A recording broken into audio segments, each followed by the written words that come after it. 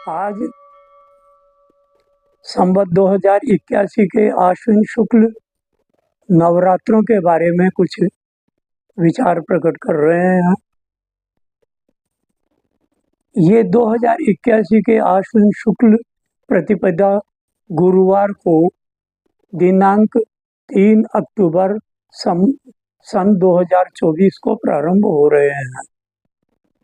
इस वर्ष तृतीया की वृद्धि हो रही है, इसलिए नवरात्र 10 दिन के हो जाएंगे और दशहरा जो होगा वह 13 तारीख यानी 10वीं रविवार को दशहरा औदयिक काल में मनाया जाएगा। अब ये तो हुआ नवरात्र प्रारंभ और इनकी पूर्णाहुति का। सबसे बड़ी बात है कि लोग नवरात्र मुहूर्त पूछते हैं, कब प्रारंभ करें। जो प्रतिवर्ष चारों नवरात्र करते हैं अथवा 2 करते हैं अथवा 1 करते हैं, नियमतः पारिवारिक परंपरा के अनुसार करते हैं, वे लोग भी पूछने लगते हैं। मैं विद्वानों से जानना चाहता हूँ कि इसमें मुहूर्त का उल्लेख कहाँ है। कृपया मुझे बताने का कष्ट करें। नवरात्र शुद्ध दिन है। मेरे गुरुजी काशी में गुरु प्रसाद जी शास्त्री, गुरुजी वेणुराम जी गौड़, गुरुजी केदार दत्त जी जोशी, गुरुजी मीठालाल जी ओझा, गुरुजी रामचंद्र व राम जन्म मिश्र, गुरुजी राजमोहन जी उपाध्याय इत्यादि ऐसा कोई मुहूर्त नहीं बताते थे। और प्रातः से निशीथ तक जो जब करता आया है उस परंपरा का निर्वाह करे, यही बताते रहे। हाँ, एक बात अवश्य कहते थे कि जिसने जीवन में कभी भी नवरात्र व्रत नहीं किया या नवरात्र पूजा नहीं करवाई अथवा अपने किसी निमित्त से नवरात्रों में दुर्गा सप्तशती के 9 पाठ, 18 पाठ, 27 पाठ अथवा शतचंडी करवा रहा है, उसके लिए मुहूर्त देख लिया जाए। उस दिन यदि उसका चंद्रमा भी खराब है तब भी मुहूर्त होगा, क्योंकि यह निमित्त है। उदाहरण के लिए मृत्युंजय त्र्यंबक मंत्र संपुटित दुर्गा सप्तशती शतचंडी करवानी है।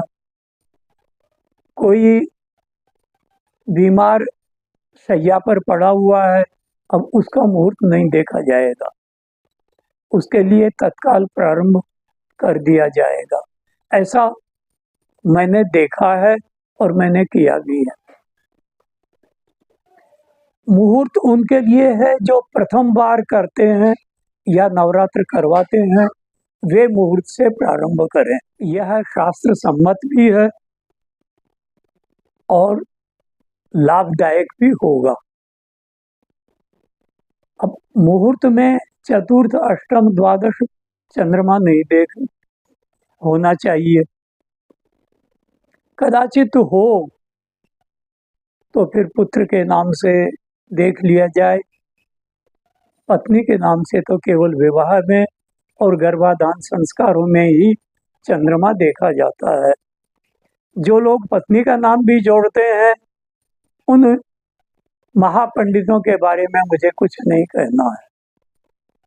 शास्त्र केवल विवाह गर्भ संस्कारयो ऋतर कर्मसु भर्तुरेवा यही आदेश देता है। माता दुर्गा का आराधना अहर्निशित होती है। जिसको जैसी कामना हो वह उसी स्वरूप में, सात्विक, राजसिक, तामसिक तीनों स्वरूपों में करे। आरंभ में गणपति पूजन करते हैं, फिर माता की पूजा करते हैं। माता दुर्गा यह पराम्बा है, सामान्य नहीं है, सब देवों की पूज्य है, शक्ति है और सभी देवों में यह विद्यमान है।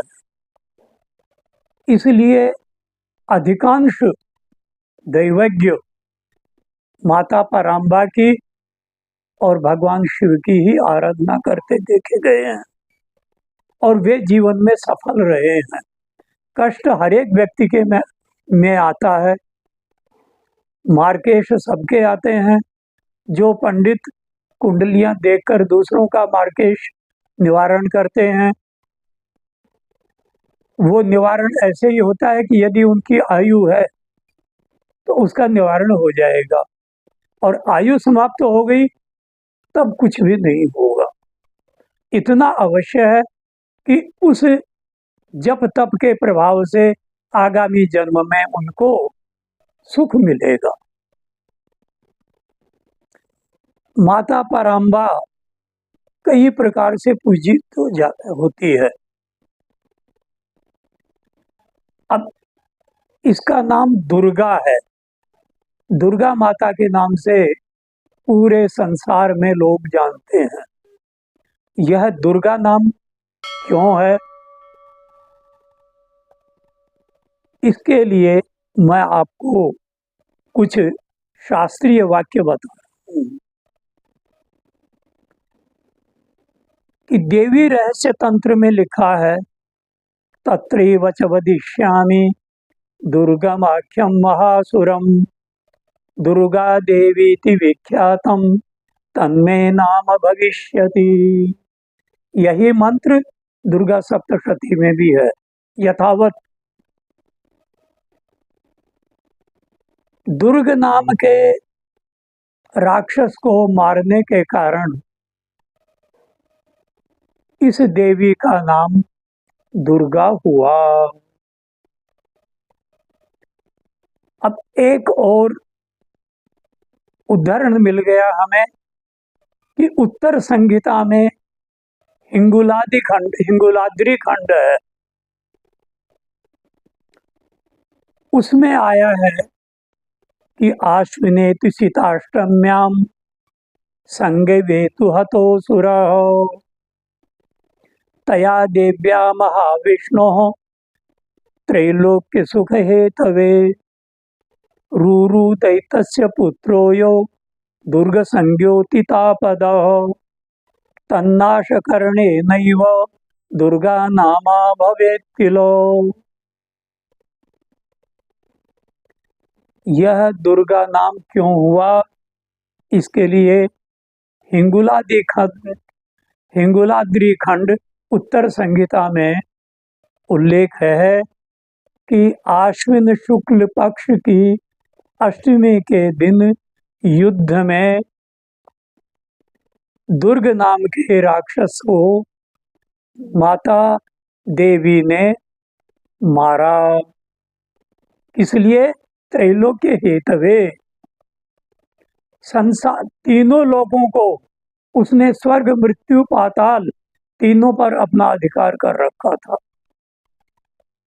तो तीनों लोगों को उस कष्ट से मुक्ति दिलाने के लिए उसका संहार किया। वह दुर्ग राक्षस कौन था कि रूरु दैत्यस्य पुत्रो यो। यह रूरु दैत्यस्य पुत्र अतितापदः दुर्ग संज्ञ। रूरु दैत्य का पुत्र दुर्ग नाम का, जो पूरे त्रिलोकी में व्याप्त था और सबको कष्ट दे रहा था, तन्नाश करने नैव, उसको समाप्त करने के कारण ही इस भगवती का पराम्बा का नाम दुर्गा हुआ। ओम।